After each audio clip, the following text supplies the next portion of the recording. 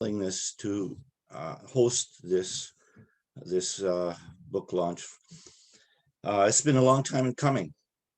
A lot of fretting and whatnot, but Richard has agreed. Richard and the museum have agreed to do this for me, and I am profoundly grateful. Now, I'm sure most of you want to know why I wrote this novel. And that's perhaps the most important question. Why did I write this?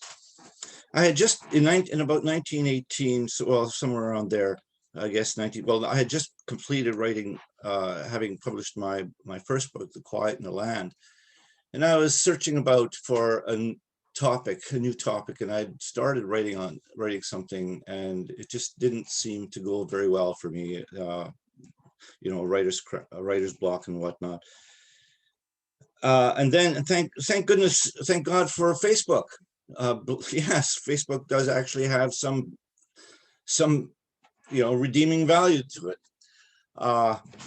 My neighbor, my very dear friend, David Thiessen, sent me a post on Facebook about a conference in Bethel, Kansas, which Richard already spoke of, the Mennonites in the Holocaust. And as I read this, I was overwhelmed with a sense of rage and just pure anger at what we as Mennonites had participated in. And how could this be? People who loved peace and justice. Well, my first novel was about the problem with that very idea, peace and justice, and how does a young man in Ukraine in a Mennonite village deal with the contradiction between peace and justice and the social reality in which Mennonites treated their Russian servants as less valuable than their cattle. So that had already been part of my thinking. By the way, I've been accused of hating Mennonites for writing that first novel, and it's far from it. I do not hate the Mennonites, but I think that we need to address some serious issues. Anyway, David sends me this notice about this conference, and I'm just beside myself. And a few days later, I had coffee with a dear friend, and expressing my anger, and he said to me, Richard, this isn't new information. Mennonite historians have been writing about this and been concerned about this for a long time. Well, how did we not know about this? I asked him, and he said, well, why do you think? Sometimes we just don't want to let some things, we sometimes want to hide some things that we don't want to deal with. Well, I decided that I would investigate further. So I read Benjamin Goossen's book, and I read a lot of other material on this matter. And what struck me was a lot of the material was factually correct. It could be corroborated, but there was no context. I wanted to put flesh on the bone. And then my dear friend said to me, and what would you have done? What would you have done in 1941? The Mennonites had been, Stalin had a program of trying to liquidate the Mennonites. In fact, it was in one of the documents I read that he wanted to do to the Mennonites what Hitler did to the Jews in Germany. Now, think about that. The Mennonites had survived years and years of persecution from Stalin. Mennonites had been kulakized. They were subject to execution without trial, sent into to exile without trial, imprisoned without trial. Sons seeing their fathers murdered, sons watching their mothers raped, their sisters raped. He says, how would you do it? What would you do when suddenly in 1941, the German army enters Russia, and the German army is seen as liberators. Liberators. What a strange concept that was for me. The Mennonites had been identified with the Germans during the First World War and had been regarded as traitors. What would you have done? So I wrote a novel to find out what I would have done. In the process of writing the novel, I met with two people, Margaret Bergen and Peter Weens. Both of them had been survived this time. Margaret Bergen was what a delightful lady. She was about 80 years old, maybe 90 years old, and she told me her story. She tells me the story about her sisters standing in a village on a village street, and out of the dark comes this man dressed in a uniform, a tall, very striking man dressed in this uniform, and he asks her, he says, "Do you speak German?" She said, "Yes." And he says, do you know such and such a man? And Margaret's sister says, "Yes, that's my father." She says, "Could I meet with him?" So sure, whatever. So she takes him to her home, and the mother welcomes him in. The man that she met was Himmler. She sat down. Himmler, Margaret Bergen, and the family sit down for a meal. And Himmler asks the father, he says, "I understand you've survived 8 years of Stalin's labor camps. Tell me what that's about." Now, this was in 1941. And in 1942, Himmler and company got the concentration camps rolling. So what was Himmler doing in 1941, asking Mennonites about their experience in the labor camps? I mean, one can only speculate. At the end of the meeting, Himmler says to the father, says, "You have been most helpful to me. Is there anything I can do for you?" And Margaret says, and the father says, "Yes, my daughter wants an education, and here she can't get one." Himmler says, "Done." In a few days, the sister's on her way by train, on her way to Berlin, on Himmler's dime. He paid for her entire education. Peter Weens was another man that I met. Peter Weens was about 15 when he met Himmler. Peter Weens tells me about the meeting in which Himmler asks him, "What is your name?" And Peter says, "My name is Peter." And Himmler tussles his hair, and he says, "What a lovely name, Peter. I like that name." And a few days later, Peter is on his way, conscripted. He is conscripted into the German army, wearing a Nazi uniform, or the German uniform. And Peter said to me some of the most profoundly disturbing words. And he said, "You know, I love that man. We would have done anything for him." Then he said, "If it wasn't for Hitler, I would be dead." I was profoundly shocked at that.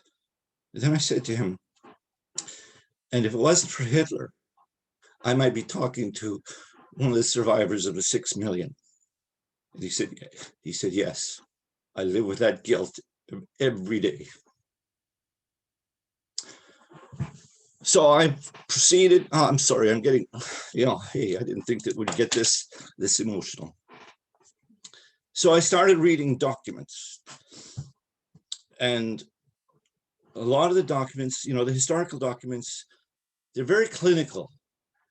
I wanted to put flesh on the bones, so I wrote this novel.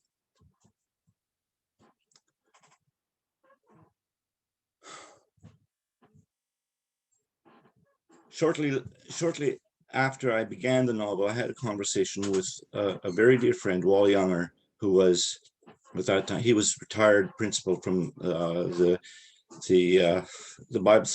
Columbia Bible College here at Mennonite College. And he said to me about my first novel, he said, Richard, it is such a dark novel. And I said, yes, it is.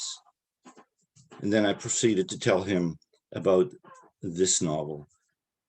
Just prior to having this conversation with Wally, I received an email from somebody. I can't remember who it was. Possibly somebody, possibly Margaret Redikow. I'm not sure, but an email in which I got a picture of a man. His name was Dr. Johann Clausen. Some of you may know of this photograph. I have it stuck on my wall. Dr. Johann Clausen is shaking hands with Himmler, surrounded by Himmler's bodyguard, I guess. Well, who is Dr. Johann Clausen? Dr. Johann Clausen, a Mennonite. It turns out that he practiced during this period of time, he was practicing eugenics, experimentation on Jews. Now let that sink in.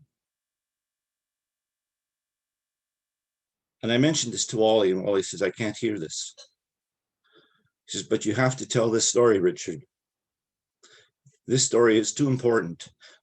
We Mennonites have been too arrogant about our history. Please write the story. Several days ago, I'm sorry if I just jump around. In 1930, between 1932 and 1945, the German Christian movement was very much. German Christian movement was an amalgamation of evangelical Christian churches in Germany, and they were very much involved and very, very active in promoting fascist ideals. Now, there's no evidence. I didn't come across any evidence that Mennonites were part of the German Christian movement, but we do know. Going back, the German Christian movement, these were Christian. These were Christian churches who basically argued that the Bible is not a Jewish text; it is an Aryan text. That Jesus himself was not Jewish; he was Aryan. This was This was what they argued. This is what they held. This is the belief they held to. Now, as I said, I didn't find any evidence of Mennonites actually belonging to the German Christian movement, but we know of a man by the name of Benjamin Unruh. Benjamin Unruh someone regarded him as the Mennonite Pope. Benjamin Unruh had a very close relationship with Himmler. So I guess I can only speculate. Benjamin Unruh had been a teacher, I believe, in Hauptstadt, in a colony in the Ukraine. So there was that connection. Several days ago, I was driving, getting some groceries, and there was a car parked in front of me, stopped in front of me at an intersection. On the car, there was a bumper sticker. And then the bumper sticker said, "It is not what or who you believe, but it is not what you believe, but who you follow. It's not what you believe or what you do, but who you follow." And I tried to imagine if Jesus, and by the way, there's a picture of Jesus on the bumper sticker. And I was wondering, if Jesus was sitting beside me and he looked at that bumper sticker, I'm thinking, what? And he would say, I could imagine him saying such bullshit. Sorry, I apologize. Can I read? I want to read something to you from Abraham Heschel's God in Search of Man.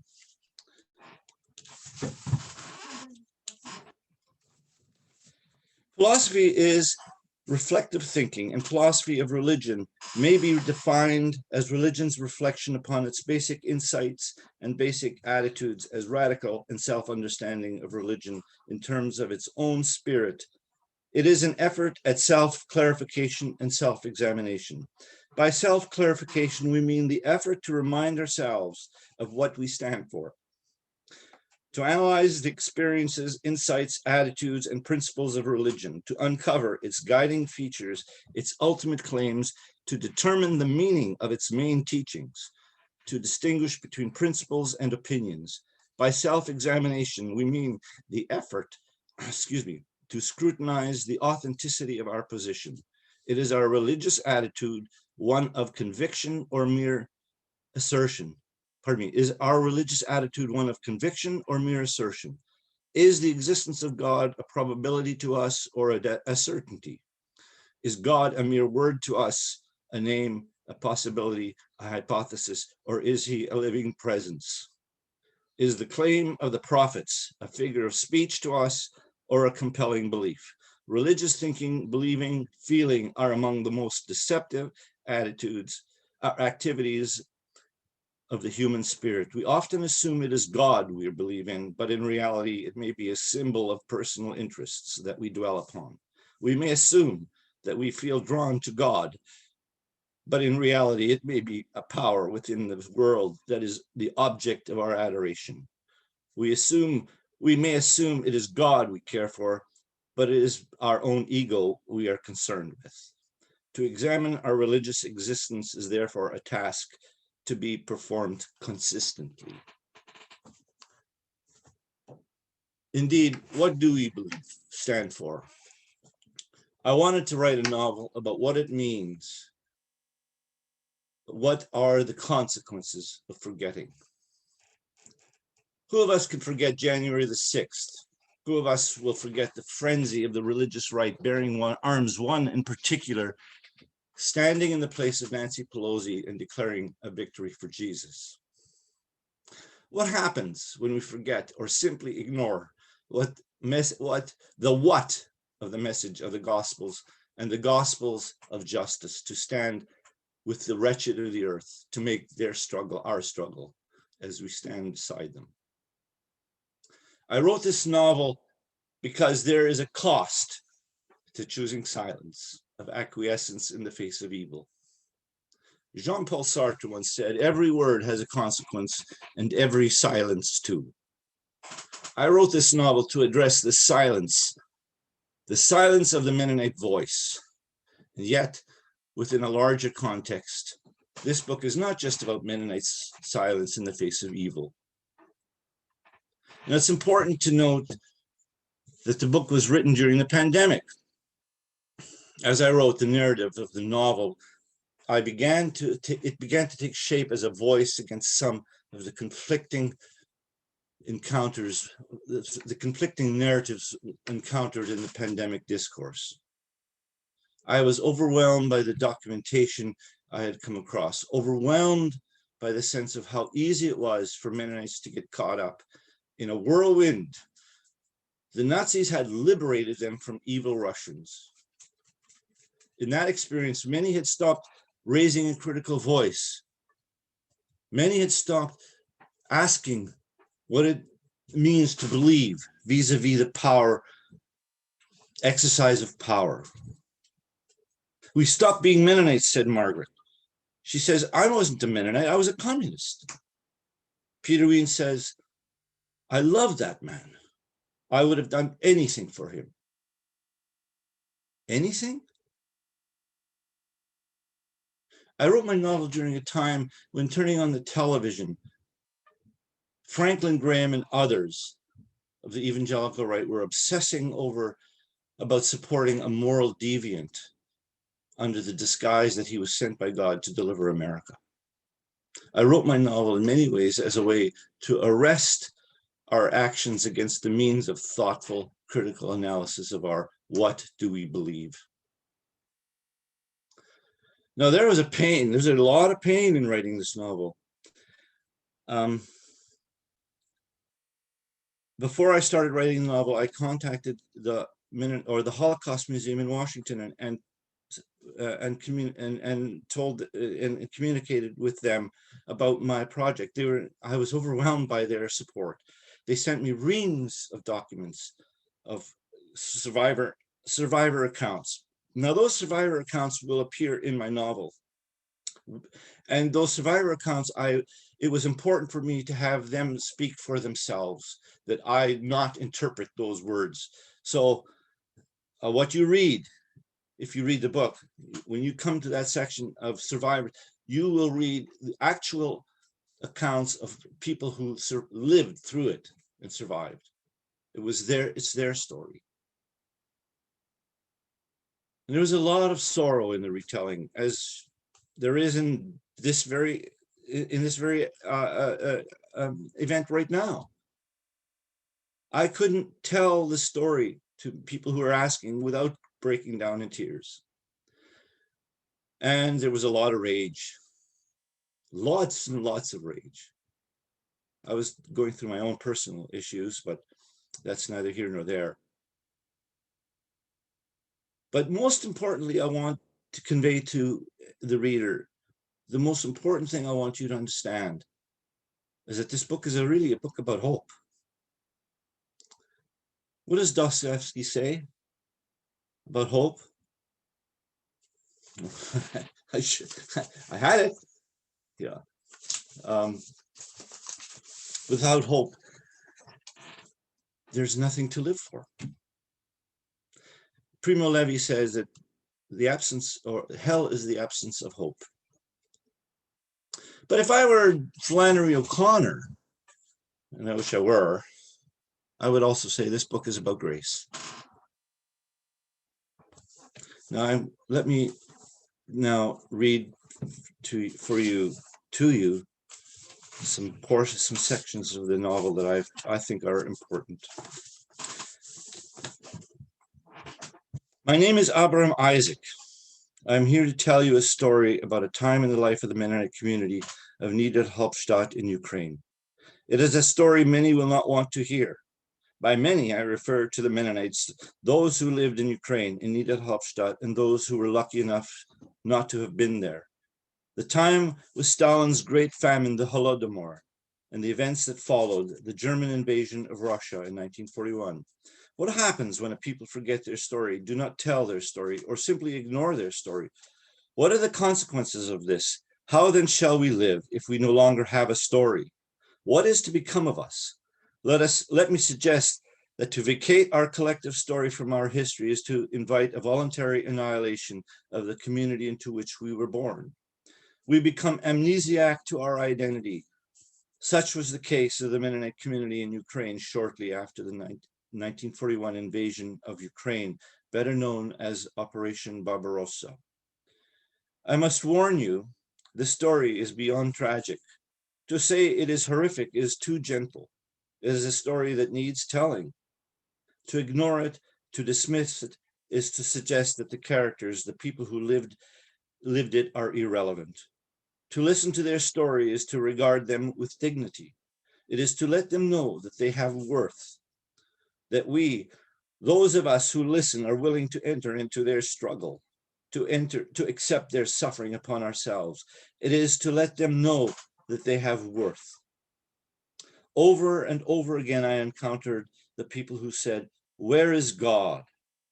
Why has God not spoken? Why is God so silent in our suffering?" In this novel, I wrestle with the question about the silent God. How do we as humans reconcile that? The God who seems not to be there, the God who remains silent in the presence of great evil. It seems the question the psalmist asks is still being asked. Why, O Lord, do you stand far off? Why do you hide in times of trouble? To you, O Lord, I call. Be not deaf to me, O rock, my rock. For if you remain silent, I will be like those descending into the pit. Why standest thou afar off, O Lord? Why hidest thou thyself in times of trouble? This question has been asked over a vast span of history and there has never been a definitive answer. The Jewish theologian confronts this dilemma, the silence of God. In the light of the Bible, history is not a mere succession of fait accompli, things done and no longer worth arguing against. Though events do not run according to a predestined plan, and though the ultimate goal can never be expressed in one word or in the words at all, we believe that history as a whole has meaning that transcends that of its parts. We must remember that God is involved in our doings, that meaning is given not only in the timeless, but primarily in the timely, in that task given here and now. Great are men's possibilities, great are men's tragedies. For time is but a little lower than eternity, and history is a drama in which both man and God have a stake. It is in its happenings we hear the voice we call as the silence of God. There is an inherent assumption that the silence of God is attributed to the notion that God is an eternal mysteriousness to the ultimate being, a God we know but cannot know, the great unknown. There is the assumption that God has the power to create the world that is never able to utter a single word. In other words, God, if he is the silent and knowable God, the subtext being that he is indeed knowable, we know him for his silences. We have by default and a touch of hubris assigned a particular trait to God. We have by default forever imprisoned him in silence. Humans continue to proclaim the dogma of God's total silence when in fact there exists a far greater truth. The claim of the prophets is too staggering, almost too incredible. To us, living in this horrible, beautiful world, God's thick silence is incomparably more staggering and totally incredible. But it is not just and only God's silence I wrestle with. In the beginning, there was faith, which is childish trust, which is vain and illusion, which is dangerous. We believed in God, we trusted in man, and lived with the illusion that every one of us has been entrusted with a sacred spark from the Shekinah's flame, that every one of us carries in our eyes and in our soul a reflection of God's image. That was the source, if not the cause, of all our ordeals. The Holocaust. Oh, dear, no, not again. Not another one of these guilt-ridden romantics who wants to share his guilt with us. No, far from it. No, far from it, my dear brother and sister. Let me tell you how it happened. The story I'm about to share with you gives me no pleasure in the telling. Indeed, I have made every effort to steer clear, but the voices will not relent.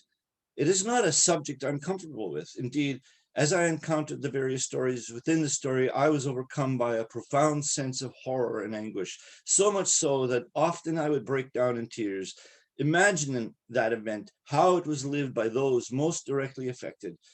That is a terror too far. Let me be very clear. This is not directly my story. I was there, but only in part. I did not live the Holocaust experience as it was experienced by those who were intimately crushed by it. My experience is only as someone who witnessed it and how it now recounts it. What then gives me the authority to write this story? You will no doubt ask. The truth of it is that I have no authority. I have no right to impose upon you an understanding of what is, for me, an historical narrative. My only duty is to convey to you what I have experienced through the conveyance of stories communicated to me by those who were there. Cornelius Rempel, Otto Wiens, Isaac Martins, Anna Croker, Moshe Rabinovich, Maria Newman, Dr. Johann Clausen. Yes, even Dr. Clausen, you will learn more from him. Mary Martins, those who lived and struggled through that macabre event. The story, however, has become my story only to the degree that it has been given to me by whatever that thing is that shares itself with the writer. I am merely a writer, a teller of tales, an unreliable narrator, if you will. How and why this story came to me is a mystery, but there it is. There you have it. I have a story to tell. It is only in that sense that I remember.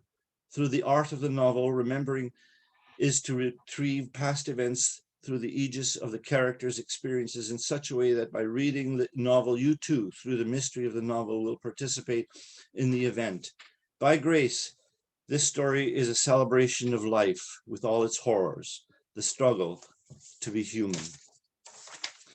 For Hitler, the Jewish question was not a question of humanity. For us, it was not a question of religion, although it was veiled as such. The question for Hitler and for us, I might add, was solely a question of political hygiene, but suspiciously couched in religious language. To cease to exist, that was Hitler's intention for the Jew. Jew in this case is not an individual, but a category. Ironically, it was a crime to kill an individual Jew. That was murder.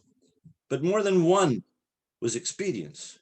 It is impossible to objectify the one. The many were deemed non-human. They were objects in whom or which one did not need to invest any emotion. For Hitler, the world was a reality in which the Jew was forever non-existent. A de-Judaized world was Hitler's Weltanschauung.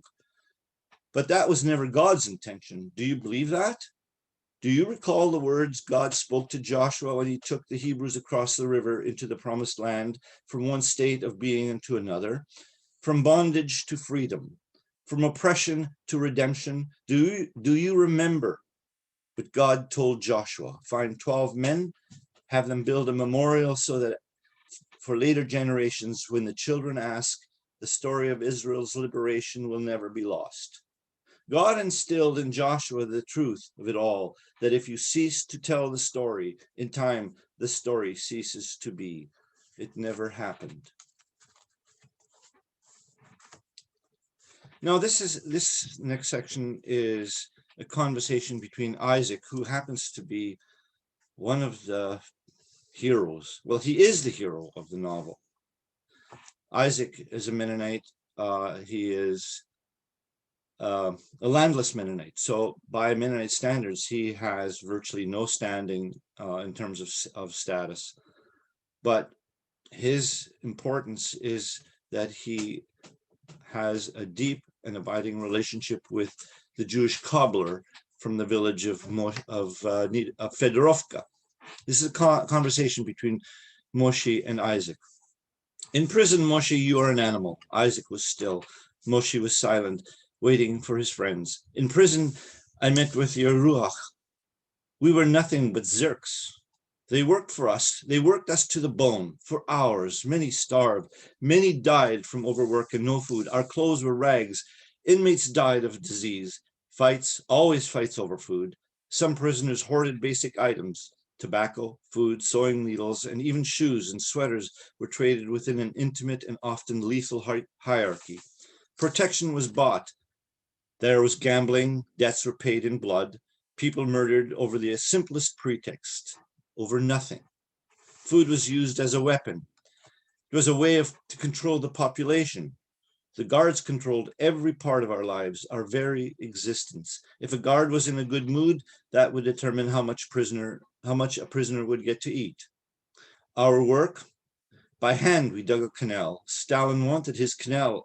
I tell you, Moshe, it was the dead that dug the canal. It was the dead that paid for the canal, and the dead were simply dumped in a ditch, covered with dirt from the diggings and then flooded over. It was convenient. They say 12,000 died. I don't know. That's a big number. The guards were inhuman, but more inhuman were those who were really in control, the gangs, criminals, murderers, thieves, rapists. They were truly the ones in control. Even the guards feared them. They controlled every part of our lives. They controlled who did hard labor, who slept where, who got food. It was the gangs that determined the punishment. I tell you, Moshe, I have seen the devil, and he doesn't have a long tail and horns, but his breath, mein Gott. The punishment was swift and unforgiving. Do you think the devil could be so vile? I once broke a code of conduct. To this day, I have no idea what it was that I did. I was beaten, and then Isaac lifted his shirt and revealed a long, deep scar. Moshe looked at the scar, touched it, but said nothing. His eyes, his face grimaced. That said it all. Murder was common, certainly being deprived of food. Peter Jansen, another Mennonite in a prison with me, died of starvation. But the best of all, that Stalin, he is a shrewd one. Those prisoners picked out for special reasons were sent to the front without any knowledge to clear a minefield. If one blew himself up, he was atoned for his crime. If a prisoner refused, the solution was simple. Soldiers were ordered to shoot him. It was too much for them, for Isaac to remember and Moshe to hear. Again, they sat in silence. Isaac looked up at the stars. He breathed in deep. And then in a wistful tone, he said, you know that in prison, you never see the stars. A splash, a fish jumped near the rock in which they were sitting. Across the river, the yellow lights of Fedorovka flickered.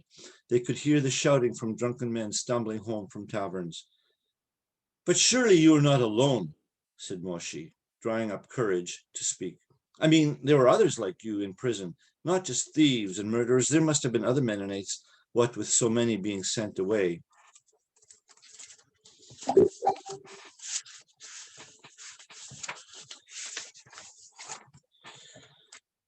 Moshe said nothing. He fidgeted uncomfortably as he sat on the rock. I love sitting here with you, said Isaac. I love to look up at the stars, the heavens. Do you know why? Moshe shook his head. When I look up at the night sky, I feel so small, so insignificant, so powerless, but in a good way. I feel as though I am part of something so big, so infinitely big, something that allows me to participate in it. My smallness tells me that all I am required to do is simply live, to recognize that I am alive, that I am blessed. Yes, blessed, even in this hell. But even more, the delusion of dead power is the fleeting contingency on its ability to take life. There is nothing of it that creates, but in my insignificance, I am granted by grace a power far surpassing the dead power of tyranny. For the simple reason that when I gaze into the night sky, I am filled with wonder.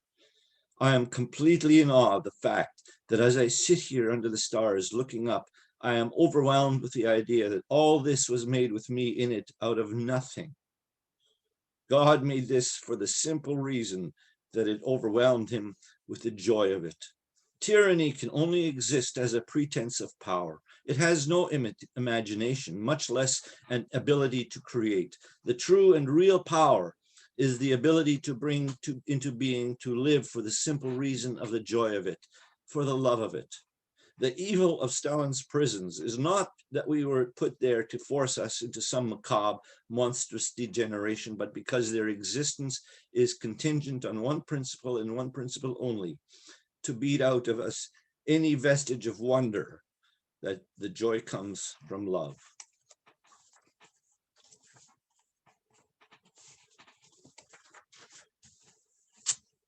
Oh, now this portion is Otto. Otto is the pastor of the village in Niederhalbstadt. Otto is, for all intents, Otto is a Nazi. You can believe me, Hitler was right when he accused the Jews of burning down the Reichstag. That's something they would do, Jews and communists. Well, they're really the same, aren't they? Jewish Bolshevism here, Jewish communism there, the Reichstag and the revolution. It says right here in the protocols of the elders of Zion. Otto had just returned from Germany. There he met with Benjamin Unruh. Otto came back with a renewed sense of resolve. You should know, Otto, that Hitler is our glorious people's chancellor, said Benjamin Unruh. Benjamin had agreed to meet with Otto when he learned that Otto was a pastor in Niederhalbstadt. I know your village well, said Benjamin. It pleases me that you Mennonites in Ukraine have an interest in what is taking place in Germany. I was a teacher in Halbstadt, you know. Yes, I've heard that, said Otto. I saw what was happening to the Mennonites in Russia, and I was grieved. We have mingled the notion of pacifism with our mother's milk. It is our dogma. But all that changed with the revolution and the war here in Germany. We once considered violence an unforgivable sin. I tell you, Otto, it is high time. If we do not act, we will no longer exist. The Mennonites in Ukraine are an important part of our survival. We need to protect the German people in Ukraine, Otto. You are an important part of that. Communism will wipe us out. Even today, there are Mennonites units all across Hitler's empire. Look what is happening in Crimea. Stalin has a program to liquidate the Mennonites, calls us kulaks. We will do what we have to. It is time the young men of Crimea join the Waffen-SS. I myself have mentioned this to Himmler. Yes, Himmler, he listens to me, Otto. The Gestapo, they leave me alone. They have shown an interest in me because they know I have high praise for Hitler. Benjamin stood up, towering over Otto. He said with an unbridled passion, I tell you this, Otto, Hitler will bring change. He will make Germany great, like what George Washington did for America. Does that sound familiar? The world needs Hitler, and we Mennonites need Hitler like we needed Menno Simons. Otto shifted uneasily. We had never thought of that before. Hitler as important as Menno Simons? And yet Otto was unsure of Menno. Perhaps he served his time, and now we Mennonites need a new voice. Benjamin Unruh could be that voice, thought Otto. They call me the Mennonite Pope. Did you know that? Otto shook his head. Yes, I can see that, Otto thought to himself. That is why Himmler meets with me. I have the ear of the Mennonites here in Germany. Whatever I have done in the name of Germany to help make Germany great again. We were once great, but Jews, we cannot ignore the Jews. Yes, it is true, Otto. I have aided in ethnic cleansing programs. We have deported Poles, we have murdered Jews, but for good reason, Otto, for good reason. To make the way for Aryan Mennonites, we have done it for you in Ukraine, so you could live in German land in peace without pestilence of Poles and Jews. It has all been for good. And why is that good, you ask? Otto nodded. He wanted to know. Because Hitler will save Germany and the world from communism. Do you want to know why Himmler wanted to meet with me? Imagine Himmler, Hitler's right-hand man, the most powerful man in Germany, next to Hitler. Yes, he wanted to meet with me. It was a high honor. Perhaps one day you will have such an honor, and you will. Himmler met with me to discuss what should be done about Ukraine, how Germany can best serve the Mennonites in Ukraine. After all, you are our ambassadors. You are ambassadors for Germany, Otto. There is no more important honor than that. You are Germany in Ukraine. Can there be a higher honor than that?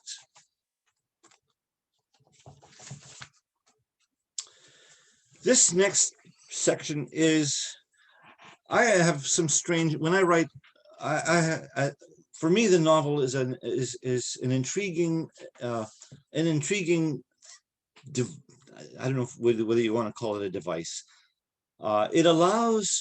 The novel allows for the passage of time. It collapses space and time. And in some strange and mysterious ways, the novel can allow for fictional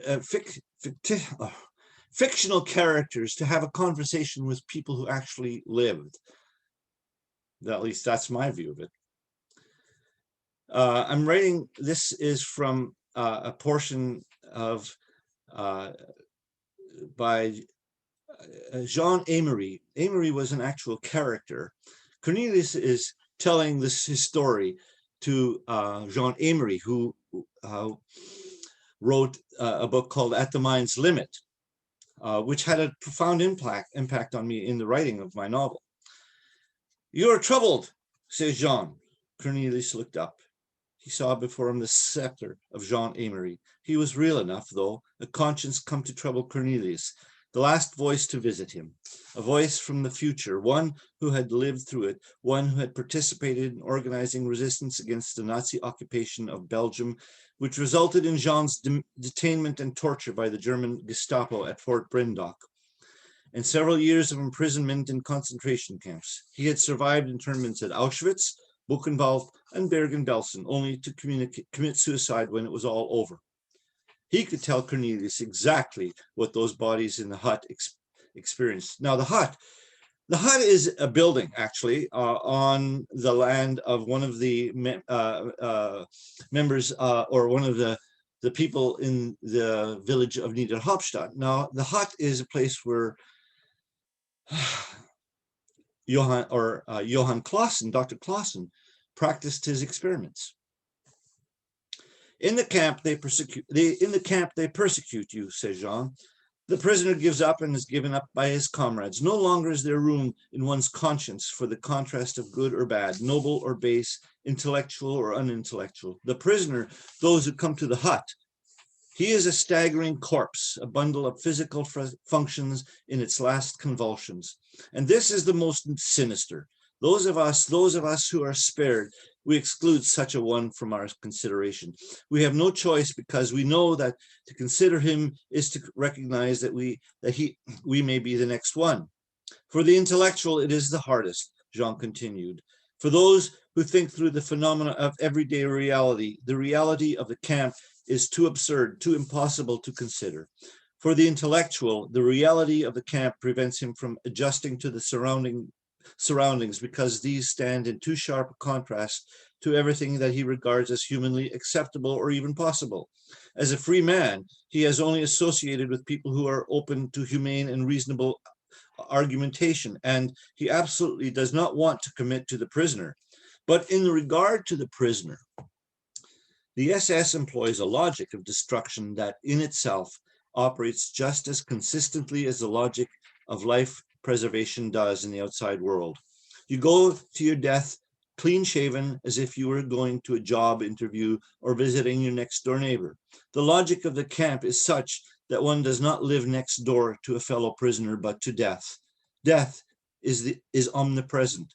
The prisoner walks by the corpse hanging on the gallows. It is a natural thing to see them there, as natural as seeing garlic hanging in a kitchen window. The prisoners do not even look up. It is assumed that there will be the dead, and if not, something is amiss. The final duty of the prisoner is death. For the prisoner, death assumes the form of a mathematically determined solution. It is the final solution. The prisoners talk about death as if they were talking about a lover or a dear companion. The prisoners talk about the how, never the when or how long it will take. That is Dr. Clausen's concern. Time the death of the prisoner in the ice bath. But what Dr. Clausen does in his attempts is to make some religious connections out of it, so death becomes more pleasing, more comforting. He hangs prisoners on a tree as if on a cross, and then pours water on them in the dead of winter to see how long it will take the frozen malefactor to die. Only when death becomes an abstraction can torture make any sense. It is merely a vehicle. Sometimes it works faster than at other times. Sometimes success is measured in time. Torture makes something banal of death when torture is treated as though it is an essential part of this life. But there's nothing banal in this evil. It is the most pervasive attack on the human spirit. That is Dr. Clausen's goal, to attack and destroy human dignity, to give the impression that human dignity is irrelevant. It is an absurdity, indeed, an inconvenience. With that, Dr. Clausen has achieved the ultimate goal of torture, the loss of trust. Trust in the world, trust in what one has always held to as sacred, held as noble, predictable. Torture strips that away, and nothing then can be counted on. With the first blow, everything is shifted out of order. All perception is newly regarded as a lie. Now even the events of the torture are taken as normal, so that the prisoner comes to expect torture as a natural phenomenon. Death then is the logical conclusion. It is expected as an absolute. They wait, sometimes patiently, expecting the next round to be the one that will bring about their natural conclusion. If death is not forthcoming, there is an impatience for it. Are we not fully human that we should not die, asks the prisoner. In the end, it is not the individual that is nullified, but humankind. To continue to live is tantamount to declaring that the prisoner is not fully human. The prisoner has not reached their goal, their full capacity. And the torturer, he performs his duty in the most blasé manner possible, for he has not confronted a human, but an object. What does he have to invest in an object? Nothing. He can sit and smoke a cigarette, read a magazine to the sound of torture. Cornelius sat in stunned silence. There was nothing to say to Jean. "You're troubled," said Jean. "Yes, yes, yes." Jean was quiet for a moment. "That is a good thing," he said. "Good? It is good, yes. It is good because now you know." Why did you have to tell me?" Again, Jean was quiet. He gave his next answer a good deal of thought. "I tell you this because, as I just said, now you know. Now you have an obligation. Now you must tell what you know. You have knowledge. Now your words can serve as a warning to those who might so easily fall victim to the illusion that comes with submission without fully comprehending what it is one submits to, the illusion of false reality." Mary Martin's one of my favorite characters. A woman, of course. Yeah, Mary.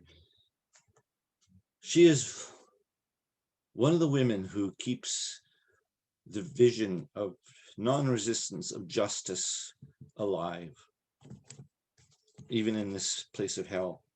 Mary Martins was just finishing her supper when Isaac knocked at her door. Like Isaac, Mary was cautious. For Isaac and Mary, caution was in no way indicative of any hesitation to save lives, nor was it about fear for their own safety. Caution was prudence. There might come a time when either Isaac or Mary would need to take swift action to save what was inside from the outside. A conscience without gaps. That's what Mary and Isaac called it. The question of saving a life was immediate. It brooked no discussion. Things had to be done immediately, with haste. As Mary reminded Isaac on many occasions, turning somebody away from one's door is not simply an act of refusal to help, it is an act of doing harm. Whatever one's excuse for not taking in a refugee, from the point of view of that refugee, your closed door is an instrument of doing great harm. It is an instrument of death. When you see a victim of man-made torture, there is no question about an inner light, Isaac. Seeing the suffering of others is not a special gift from God. He has not given you special insight. There is no question about calling up a special invisible force. It is, however, about throwing yourself into the problem to give visible help. It is not about moral nobility, Isaac. It is about the simple act of opening your door or closing it in the face of the victim. And one thing more, Isaac. If a human being is saved from harm at the hands of another human being, he or she is not saved because they are good. They are saved because that person is important to God, regardless of their religion. That person is valuable without equivocation. Mary opened the door to Isaac. I have a young mother in my kitchen, said Isaac. She has a child, about 2 years old, as I can tell. Without hesitation, Mary put on her winter coat. She can stay here the night, but in the morning you will have to take the sleigh to go to my brother Robert. He has room in his house.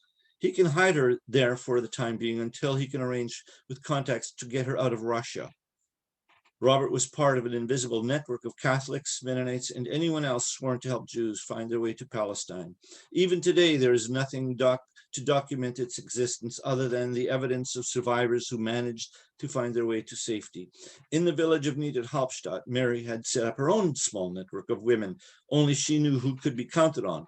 Women who, like Mary, found it necessary to let Jews into their homes. Their husbands were either dead from Stalin's purges or in prison for crimes of conscience, dragging after them all those dangers and problems, including the necessity of lying to Otto or the Germans who frequently raided suspected homes. Who else will take care of them if we don't? They need our help. They need it now. Where were the men, those not in prison or dead? Other than Isaac and Cornelius, they were with Otto. When Mary and Isaac returned to Isaac's home, they found Hannah still crouching near the stove, her eyes open wide and unable to shut from frantically darting about the room. Come, child, said Mary, we will get you to a place of safety. Within the week, Hannah was gone. Mary and Isaac concluded that Robert and his network had succeeded. There were no reprisals, nothing but silence, but in Niederhalbstadt, Mary had a visitor. A week after Hannah was gone, Otto paid a visit. You had a visitor. And how would you know of such things? Mary, nothing happens here without me knowing it. You should know that. I know everything. I know who she was. I know she was from that other village. It has a name, Otto. Yes, it has a name. I know this woman is a Jew. A Jew? I know no such things. She is none of us, Otto. She is one of us, Otto. There are no Jews, only humans. You would put our village at risk for your own selfish pleasure? Mary, do you not feel any sense of honor to our people, a responsibility for our safety? That is the most self-indulgent thing you could ever do. Where is your sense of devotion to us? My own selfish pleasure, Otto? Have you no sense of decency, man? Do you think I am not aware of what would happen, Otto? Otto, understand this. My house is a house of refuge. There was a time when we as Mennonites, when we took our sacred duty to provide refuge for those such as our brothers and sisters across the river, those from whom you have made an alliance, who would have sworn to wipe the earth with their blood. They are not our brothers. They are not our sisters, Mary. Mary looked hard at Otto. She shook her head in disgust. Her eyes piercing, she said, lest innocent blood be shed in your land that the Lord your God is giving you for an inheritance. And so the guilt of bloodshed be upon you. You should go now, Otto. Why did Otto not have Mary arrested was a puzzle that none of us could answer.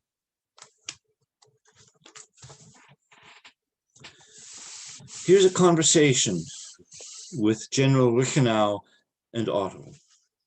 Your support in this matter is invaluable, said General Reichenau to Otto. I can see why Herr Reichsführer Himmler believes in you. You have a great zeal for this work. Otto nodded. It is as you say, Herr General. This work must be done. Indeed, said General Reichenau. But now, how do you explain this? It was my understanding that you Mennonites, all of you understood the need, but now you tell me that you have one in your midst who undermines our work, hiding Jews, this Isaac fellow. Can you explain this? Isaac has always been a bit verrückt, crazy. Herr Reichsführer Himmler did mention once that he suspected something was wrong with him, that he would need watching. He is one of these homeless ones. He wouldn't even be living here if it were not for that Stalin, taking the land away from us, giving it to the homeless peasants. He has no understanding of how to use the land. Herr Reichsführer Himmler said himself that we are the true Aryans. What did Herr Hitler say? That there is a profound unity between the Aryan people and the soil, but an overwhelming division between the sacred folk and those Jews, floating disease, germs. Isaac is more Jewish than Jews. Even his name is Jewish. Exactly. And that is why you must be the one to carry out this order, this action, to make an example of him. It can only be you. We have him in custody and his Jew friend as well. I am honored to do this for the Vaterland. My men will gladly follow orders. Good. I'm glad to hear it. We have rounded up a few more. This Moshi will also be in the group. Fitting, don't you think? It was reported that at Isaac's execution, he shouted, the living will have the last word. Living is more powerful than death. Just as Otto's guns fired, Isaac raised his fist and shouted as loudly as he could, so all the world could hear, L'chaim. And then the guns cut him down. But Isaac's voice will never be silenced. And finally, she looked at me, deep into me, and smiled, a lamentable smile, and said, to be honest with you, I don't know yet. No, and yet I know it to be true. But how? She shrugged her shoulders and said, Cornelius, what I am about to tell you, it takes a great deal of imagination to understand. You have cried out to God, desperately wanting to hear him. We have a problem with this idea, however. The problem is with God himself.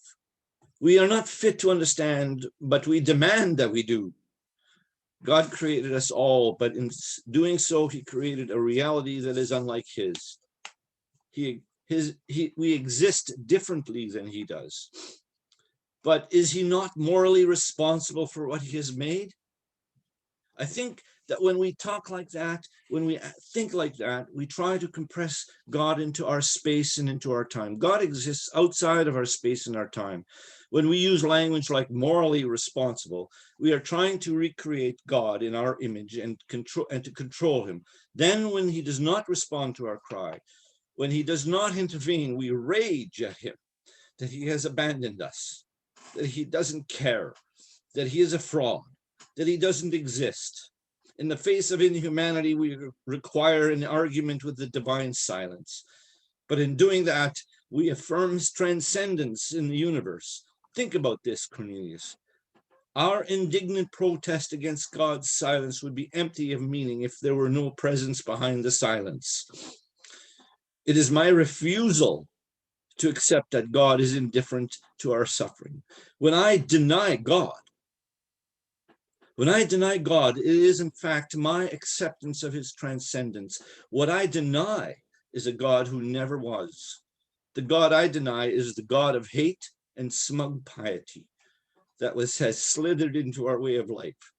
I deny the God of the Mennonites who in praise of people like Hitler, and people like Otto, people Otto has raised to high esteem. The God I cherish and worship is the God Isaac was in praise of when he cried out, Living is more powerful than death. The most human thing you can do, Cornelius, is to protest the meaninglessness of the absurd. The armchair atheist can afford to allow suffering to continue. I believe that suffering must be diminished and that every act of protest against God or man in which suffering is even minutely alleviated is a redemptive act. God is not silent, Cornelius. He has never been silent. But we have silenced God. What is it we learned from the prophets? He has told you, O man, what is good, and what does the Lord require of you but to do justice and to love kindness and to walk humbly with your God. But in our silence, we do not hear or rather, and more accurately, choose not to listen. In our silence, not the silence of God, Cornelius, in our silence, we cease to be human. All that is left is a shape that resembles us. The soul has been invaded and devoured by a thick black flame. Mary's words have haunted me. She is gone now. She did survive the war. She is gone now, but her presence is with me. When I am tormented with the question, I remember Mary. I would like to think that it was Mary who spoke to me that day when I witnessed the death of the little boy at the end of the rope. I don't know his name, but his visage is etched in my consciousness. I see his eyes. I no longer weep for him, for now I know who he is.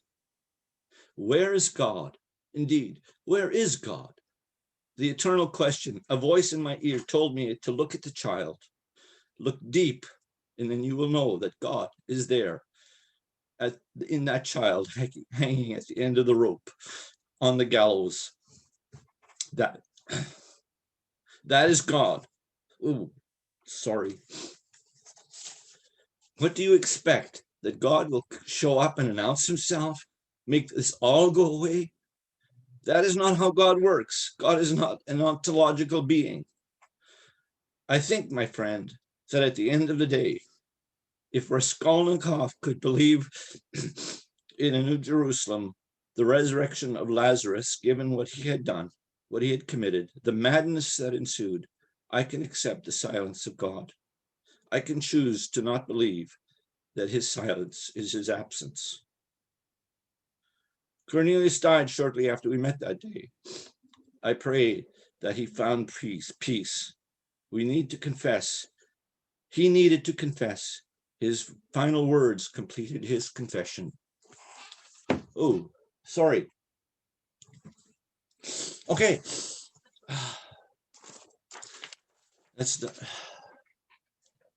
Well, thank you, Richard. That's